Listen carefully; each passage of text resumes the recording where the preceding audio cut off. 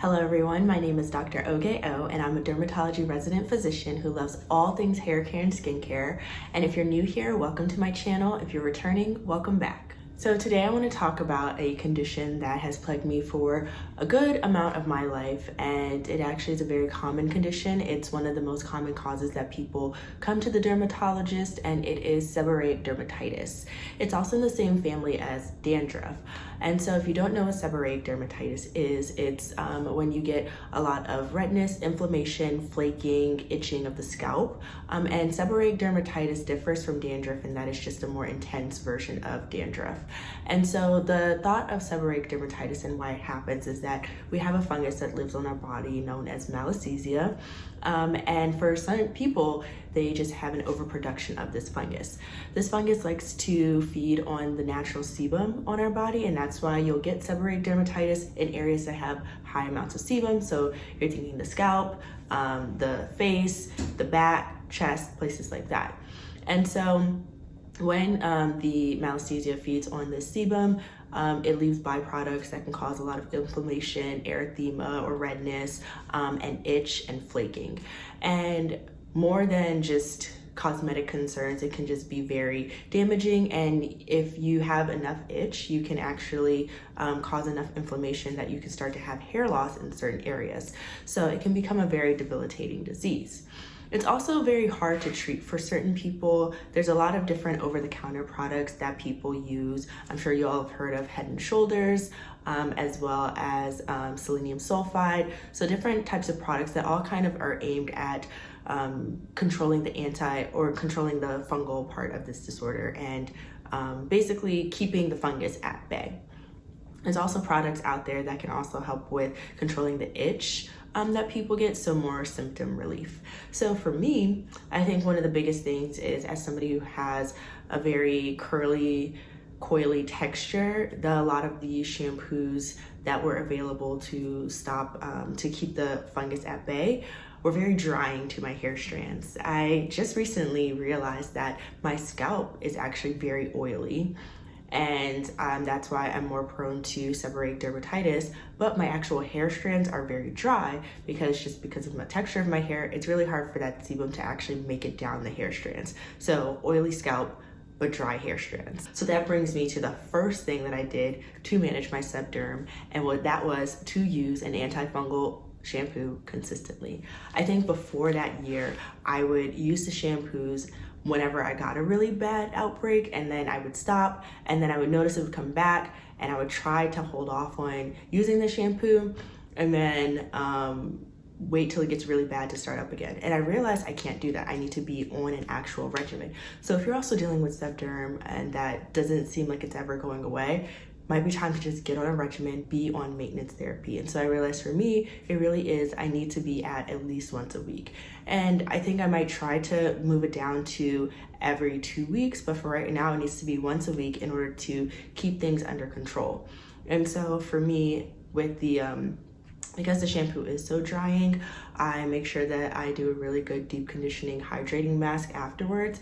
And yes, it does add extra time to the wash day, but honestly, it is so nice not to have a scalp that is on fire all of the time. I'm okay with doing that extra 30 minutes. A lot of times I just choose a day where I'm going to wash my hair.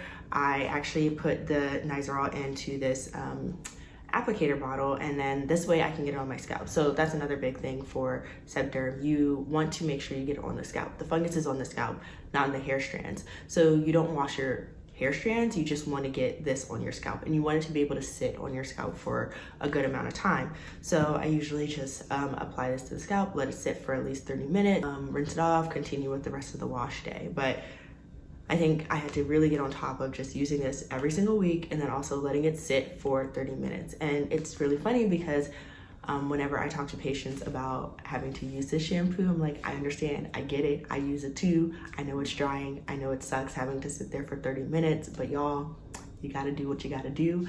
So the second thing that I did to control my sebderm was stop oiling my scalp.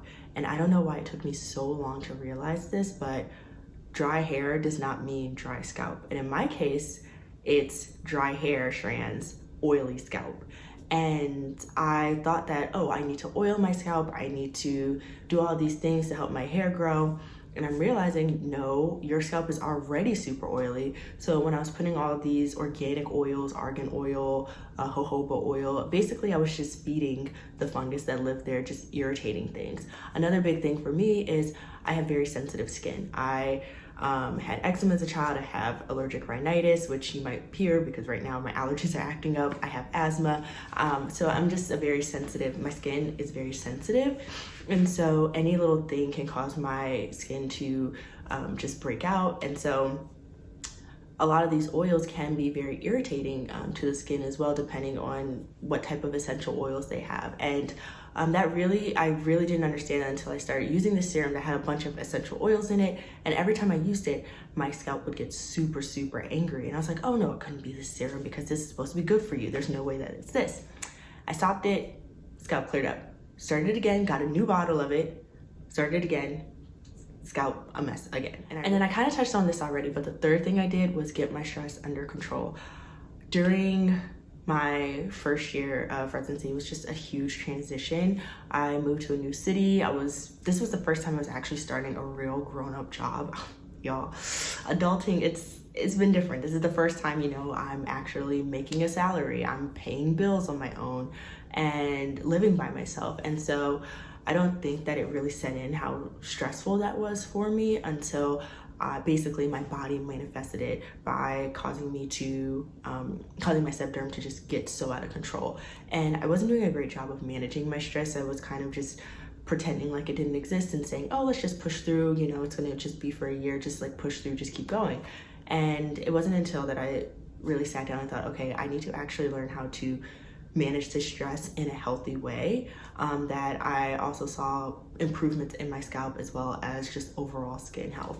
And so one thing I started was Pilates in the morning, and it doesn't have to be anything crazy. I usually do maybe 10 minutes. If I have a late start date or I've had extra time, I'll do a longer video, but there's this one YouTuber that I really like, Ariana Elizabeth. She does Pilates and yoga videos. I like to do just a 10-minute one.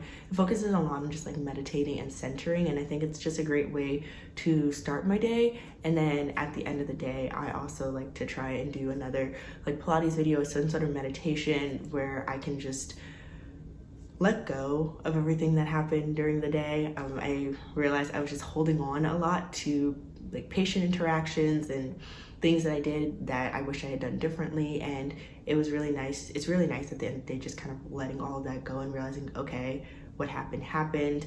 Make your to-do list for what you need to do for tomorrow, but let it all go. And so definitely I think getting stress under control is also a big thing.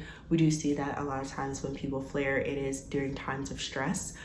Also going with that, I know for me also, one thing I am trying to watch is my sugar intake, because I know that whenever I'm eating a lot of sugar, I just notice that my sebderm gets worse. And this one's hard. It's really hard for me because I like to bake.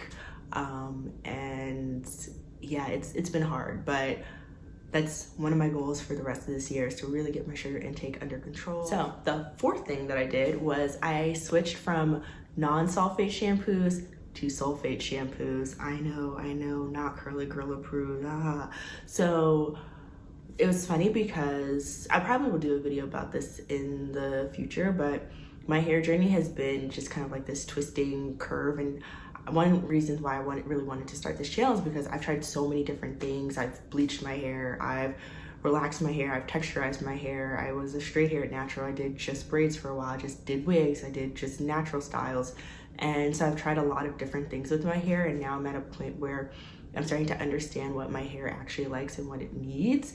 And so there was a time where I was doing silicone-free, sulfate-free products only, and I realized with those sulfate-free products, a lot of them left this almost like greasy film on my scalp and hair, and it wasn't actually getting my scalp clean. And I think for the longest time, I thought that, oh, I have coily hair, my hair is dry, my scalp is dry, when no, my scalp is oily, hair is dry. And so again, using these sulfate-free shampoos was not getting my scalp clean, and it was just letting that oil just stay there. And of course that oil can trap dirt and other substances, and so my hair was just not getting clean.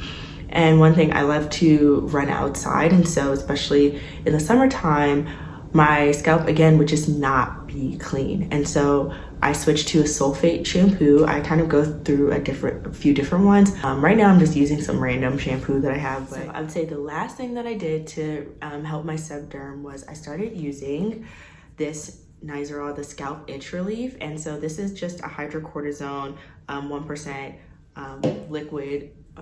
liquid formula, and I actually got this from one of my friends who she recommended it. She was using it and then recommended it to me, and I just found between washes it really helps with just problem patches. So one of my problem areas is the front of my scalp, and sometimes it'll just be like a patch or two at the front of my scalp, and so I don't want to rewash my entire head just for those two patches. So I'll use that itch relief serum for those spots, and that kind of keeps things at bay.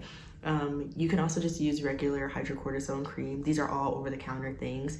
Of course, if you go to a dermatologist, you can also get prescription strength, which is a little bit stronger than the things that you find over-the-counter, but you can also buy the things from the drugstore if you don't feel like, or you're not able to go and see a dermatologist. But yeah, so this itch relief really helps with just kind of spot treating certain areas. I will say it's very runny, so I just have to be careful with putting it on, making sure that it goes where it needs to go. That's what I've been doing to control my seb derm, and honestly, it's not too bad of a regimen. One big thing for me is, even if something works, if it's not practical or doesn't fit into my lifestyle, I'm not gonna do it. It doesn't matter how effective it is. If it's not practical, I'm just not gonna do it. And so I think the biggest barrier for this regimen was having to let the shampoo sit on my head for 30 minutes, which again, it's just, I gotta get up on time to be able to do it, and then work on some other stuff, rinse it off, keep it moving. So it's doable, feasible. But yeah, hopefully some of these tips help you all. Definitely let me know down below if you also struggle with seb derm, if there's any other things that you've tried that you've seen that helped. I always love to hear what other people are doing that's helped. And yeah, just hopefully this helps there be fewer itchy scalps out there in the world. But okay, thanks you all so much for watching. I'll catch you in the next video. Bye.